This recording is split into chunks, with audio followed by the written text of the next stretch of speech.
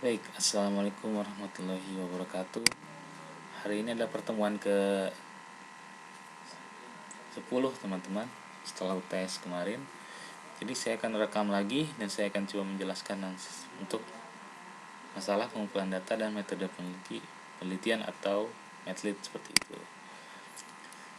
Nah, teman-teman, data adalah suatu data yang belum punya arti bagi penerimanya dan masih memerlukan adanya suatu pengolahan. Jadi bisa berbentuk gambar, suara, angka, dan belum ada makna di situ. Pengumpulan data adalah kegiatan mencari data di lapangan yang akan digunakan untuk menjawab permasalahan penelitian. Pengumpulan data dilakukan dengan dokumentasi atau studi kepustakaan, angket, wawancara, dan observasi. Baik, sini ada jenis data, yakni data primer, itu data yang dikumpulkan dan diolah sendiri atau seorangnya suatu organisasi langsung dari objeknya. Contohnya adalah wawancara langsung penonton bioskop 21 atau 21 untuk meneliti preferensi konsumen bioskop atau kepuasan dalam penonton tersebut untuk menontonnya, seperti itu. Jadi bagaimanakah kepuasan filmnya, seperti itu, dan lain-lain. Dan data sekunder biasanya diperoleh dalam data yang lainnya, seperti misalkan mengambil dari buku, mengambil dari data statistik atau yang lain seperti itu. Jadi tidak langsung untuk diperoleh dalam pengumpulan datanya atau cara memperolehnya. Kemudian menurut sumbernya ada misalkan data internal yang menggambarkan keadaan atau kegiatan langsung dalam suatu organisasi.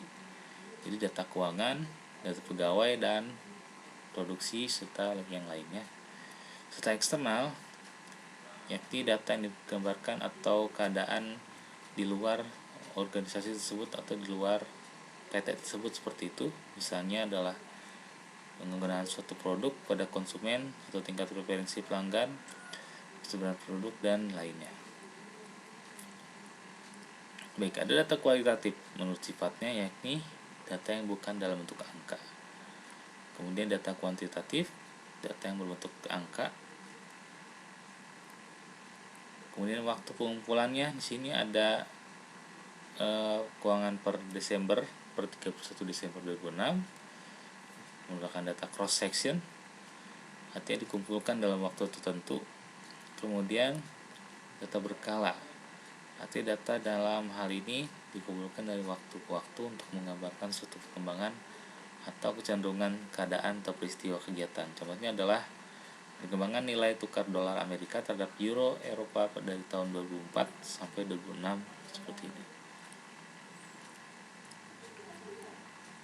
Baik, ini adalah peta konsep dalam pengumpulan data. Ada 4 hal yang kita akan coba bahas. Yang pertama yakni saya langsung loncat ya.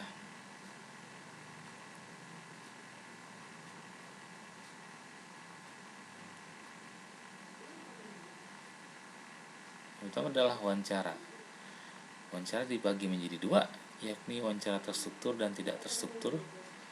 Wawancara terstruktur, kalian harus membuat pertanyaan, kemudian sertai dengan alat bantu lainnya seperti itu, dan sudah rapih seperti itu. Wawancara tidak terstruktur adalah wawancara bebas bagi peneliti yang tidak menggunakan pedoman wawancara, yang kemudian yang akan diajukan secara spesifik dan hanya memuat poin-poin penting masalah yang ingin digali dari responden. Teman-teman, kalau wawancara terstruktur itu misalkan kalian mewawancarai yang sudah kalian janjikan dengan data pertanyaannya dan lain-lain. Sementara nomor 2 adalah boleh jadi wawancara insidental, artinya wawancara yang tidak kalian rencanakan, tapi kalian sudah punya sebuah rencana atau pertanyaan di dalam pikiran kalian, seperti itu. Yang kedua adalah observasi, yakni observasi dalam hal ini pengumpulan dengan mengamati langsung tempat kejadian, seperti itu. Dan dalam ini dibagi menjadi 2, yakni participant observation dan non-participant observation. Participant observation adalah kalian mengamati langsung atau kalian terlibat langsung, seperti misalkan kalian menjadi sebuah anggota atau ketua dalam observasi di penelitian.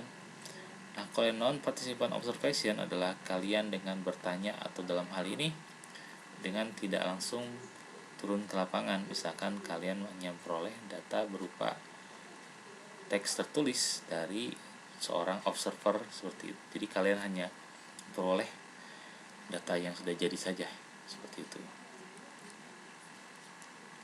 Kemudian untuk angket atau survei, kalian menyebarkan sebuah angket misalkan ke daerah-daerah tertentu. Itu adalah sebuah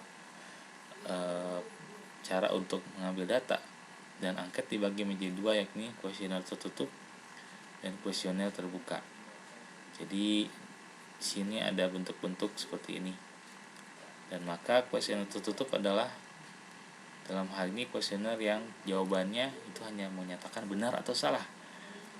Nah, dan kemudian yang lainnya adalah kuesioner terbuka, artinya si responden tersebut menjawab dengan bebas atau dengan esai seperti itu atau uraian pertanyaan-pertanyaan yang kita ajukan secara bebas. Kemudian yang terakhir adalah studi pustaka, yakni teknik pengumpulan data dari berbagai buku, jurnal atau dokumen lainnya berbentuk teks. Dan dalam hal ini studi pustaka dilakukan dengan banyak telaah dan pengutipan berbagai teori yang relevan untuk menyusun konsep penelitian.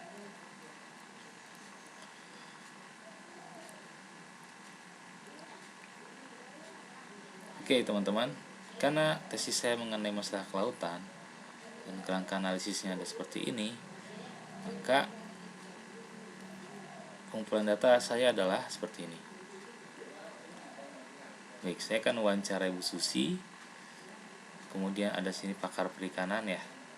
Kemudian ada nelayan Kepulauan Seribu yang memang tempatnya adalah benar, Kepala Dinas Perikanan, dan Ibu Hilda Novianti sebagai peneliti di LIPI. Seperti itu teman-teman. Dalam wawancara kalian harus melakukan, atau dalam hal ini orang-orang yang memang benar-benar ahli dalam hal itu. Dan kemudian observasi dan survei di Kepulauan Seribu yang memang benar-benar kepulauan dan laut ya. Dan terakhir adalah studi pustaka dengan mengakses di web LIPI. Dan kemudian ada majalah KKP atau perikanan dan seperti itu, Menteri Perikanan, dengan mengakses majalah di KKP-nya seperti itu. Baik, silakan kalian buat seperti ini, wawancara, observasi dan studi pustaka dari tesis yang kalian buat. Tidak kalian laksanakan tadi, tapi hanya kalian rencanakan ya, tidak harus kalian lakukan. Jadi seperti itu. Maka silakan buat wawancara, observasi dan studi pustaka, observasi dan survei dan studi pustaka, dari mana kalian dapatkan dokumen-dokumen entah jurnal atau manakah seperti itu. Baik, silakan kalian buat. Saya tunggu pada hari Kamis tanggal 9 ya, 9 Desember 2021 pukul 10 pagi. Baik, terima kasih. Selamat pagi, siang dan malam. Wassalamualaikum warahmatullahi wabarakatuh.